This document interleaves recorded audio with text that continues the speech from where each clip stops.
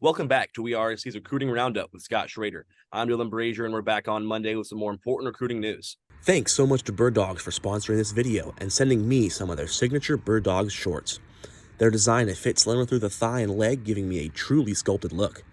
Other shorts are made of restricting, stiff cotton, but Bird Dogs fixes this using cloud knit fabric that looks just like khaki, but stretches to get a way slimmer fit without having to sacrifice movement. Bird Dogs is now offering you guys a new promotion. If you order right now, you get a free Hydro Flask style water bottle with your order. Keeps cold beverages insulated for hours. Fantastic. Make sure to use code USC at checkout or go to www.birddogs/USC. That's code USC at checkout or www.birddogs.com/USC. Order right now. Use the code. Get your free Hydro Flask style water bottle. Back to the video. Scott, if you want to start it off, what you've been up to the last week? Well, I mean, this past week I didn't do a whole lot. You know, there was a lot. Had a lot of coverage. There's a lot that is coming up with recruiting. One of those upcoming events happened today, actually, with the commitment of Chris Cole, really exceptionally talented linebacker from Salem, Virginia, committed to Georgia over USC. Georgia was the clear leader until last week when Chris and his family took an official visit to USC. Gave him a lot to think about. He took this weekend to go to Tennessee for his final official visit and came back and announced at like 6 p.m. Eastern time. And so he's actually a kid. I would anticipate USC to continue to recruit him because I think if USC maintains a level of really high play, gets to the playoffs, has a lot of success, builds on the success of last year, doesn't lose in the championship game, ends up in the playoffs and all that, I think you're going to see a lot of guys that are currently committed to other schools that, you know, whether they ultimately flip to USC or not under those circumstances, I think you'll see some guys come for visits and you'll see we'll have a chance to flip some guys, including some local guys.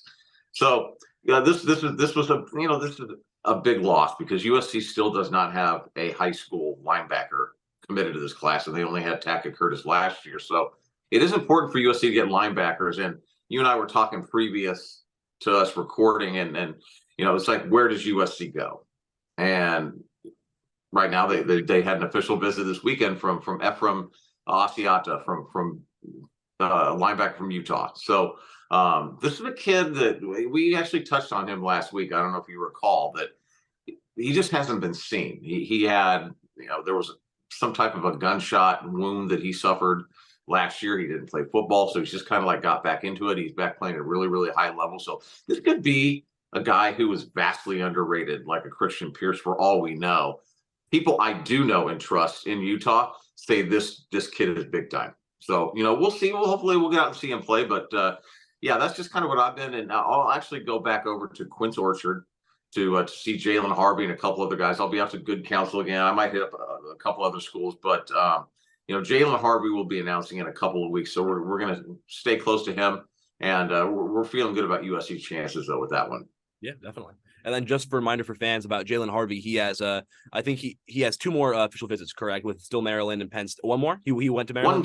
One game. Oh, one game. The official visits are over with. Oh, okay, over. So he's he came out to USC for game 1. Gotcha. For his unofficial visit. And then he was at Maryland this week, and he's got Penn State in 2 weeks. And then shortly after that, I expect a commitment announcement. Good to know. Perfect. Yeah, and then touching back to what you were saying about, you know, continue to recruiting these guys that are committed to other schools. I mean, yeah, if we put up more performances like we did against Stanford, you know, 3 first half points, and if we're putting up those kind of numbers, I mean, why wouldn't these defensive recruits not want to come to USC? You know, we have to make sure that we don't give them a reason not to come to USC. I mean, that right now, that's the most impactful recruiting tool for USC. I think the coaches are doing an outstanding job building relationships. I think everything is there for you. I mean, look, they're finishing second is not good, you know, but USC has been right there with several elite players that wouldn't even have been given them an eyeball, you know, 2 years ago. So they're getting there. So the last element that's needed is for USC to show a vastly, we'll talk about this probably till the end of the year, a vastly improved defense. And so far, we said each week, are we going to see this defense look better? And I don't know how you couldn't say that it's not looking significantly better each week. Yesterday, that defense was flying. and they looked fast and they looked very athletic and physical. We finally, I mean, we'll touch on this later, but we finally saw our first string defense, and Yeah. that was it was a sight to see. It was amazing being there, and in that atmosphere, it was great to be there. But I do want you to expand upon the atmosphere of the game yesterday because it actually looked like they had a full crowd. Yeah, I mean, I had a friend come with me, and he's like, "Why isn't it sold out?" And I'm like, "Okay, well, that isn't really how LA games work. I mean, on the East Coast, all they have was football. Here, a lot of stuff to do, so it's rough to sell out a crowd. But the amount of people we had there, it was close to max capacity. We had almost every seat filled up. The sound was electric. The student section was vibrant. We had a lot of stars there. We got DeMar DeRozan there. Tyreek Hill from the Dolphins was there. Yeah. There's a lot of people. And Michael Strahan was there. I I didn't mean, even see him. There was I couldn't keep track of people I saw. It was yeah. it was nice to see that kind of relevancy in USC football.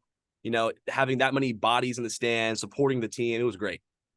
Yeah, it really took me back when I mentioned Michael Strahan, and that's not going to be like, oh my God, Scott, you Michael Strahan, but it's just it's indicative of what's going on right now.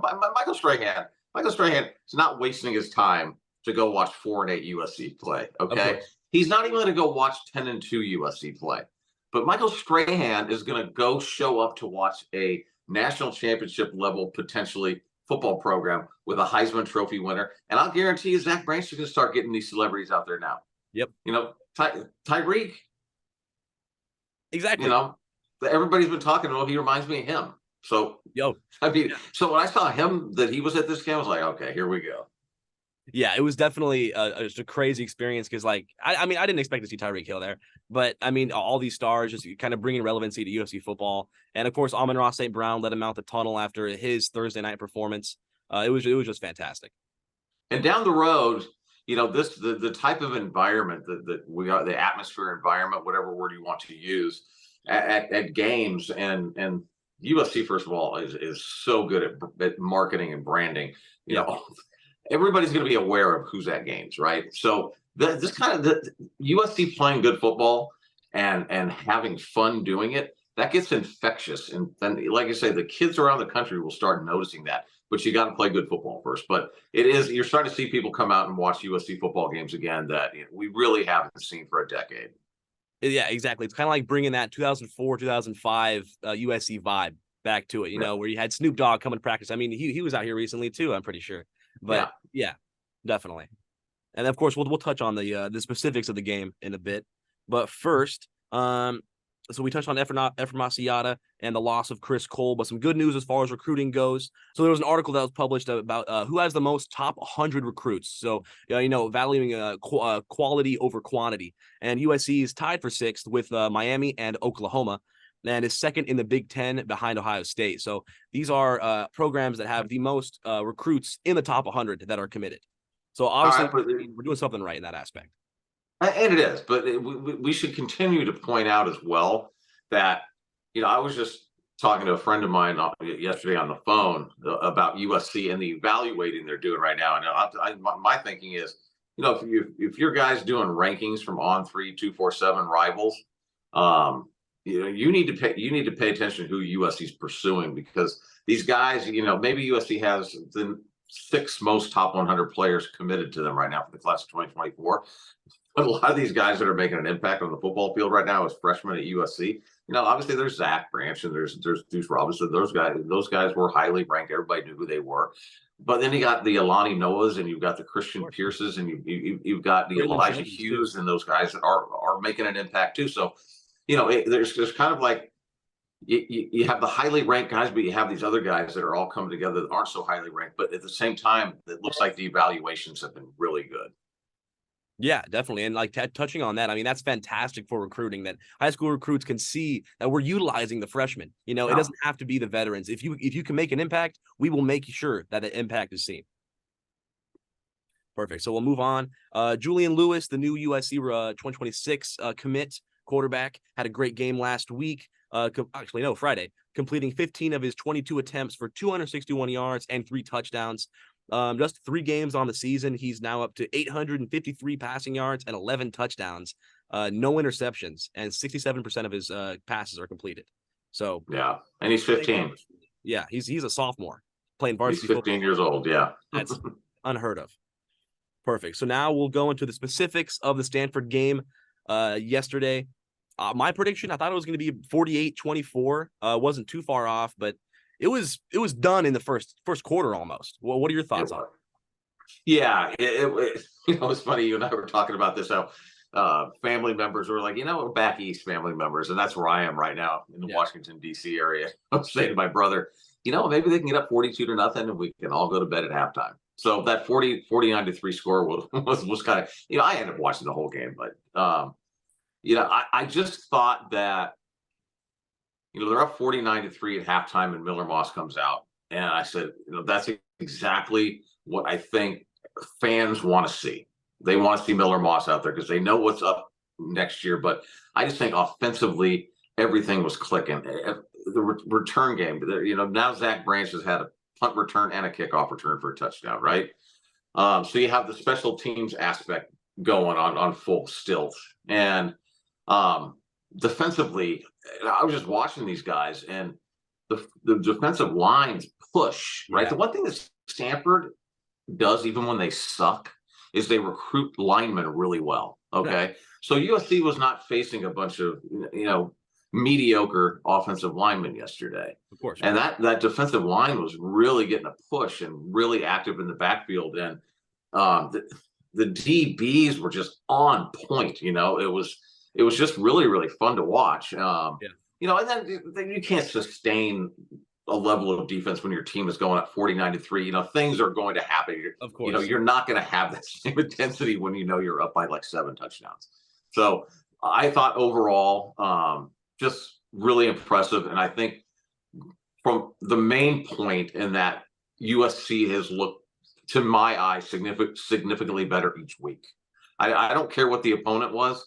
This was the best opponent, probably. Maybe San Jose State was the best because the quarterback was really, really talented. Yeah.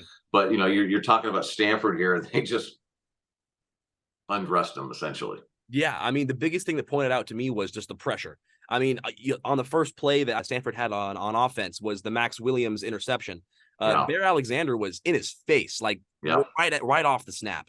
And honestly, if we can keep that going, I mean, that's going to make a rough time for opposing quarterbacks. I thought the defense was going to have a lot more miscues, missteps, and that was far from it. I mean, they were playing cohesively as a unit for the entire game up until, of course, the end when we were putting in rotating guys. But it was a sight to see for sure. Defensively, special teams, and offensively, there wasn't a whole lot to complain about. And you have to say the game ended at halftime. So whatever happened in the second half, that was some really, really good work. Stanford ran the ball and they gained some yards. It's really okay. Well, exactly. They're not gonna hold Stanford to 0 yards for an entire football game. So, but sometimes fans think that that's what you should be doing. Definitely. And one thing I was worried about was Stanford's rush defense, which I mean was not a problem because last week they allowed Hawaii -5 rushing yards. So I'm like, oh, maybe we got to be worried about this. I was poorly mistaken. Their defense was not good. Not good at all. Marshawn Lloyd, I'm telling you. Exactly. He works for it. So, I mean, thankfully, there's not many injuries, right? I know Gino Quinones just got diagnosed with a lower leg injury or a leg injury. I believe Riley said he is out for the year. So, but overall, I think, again, back to your point, that so far through 3 games, knock on wood. So far, injury bug has not hit USC very hard. Definitely. Perfect. And then we're going to head into a bye week this week. So no game next Saturday. Kind of weird having a bye week 4, but always nice to have some little extra preparation before we go to Arizona State after, right? Yes. Perfect. And then, wow. Perfect. Okay, thank you very much for tuning in to another edition of WeAreSC's Recruiting Roundup with Scott Schrader. I'm Dylan Brashier, and we'll see you next week. Fight on.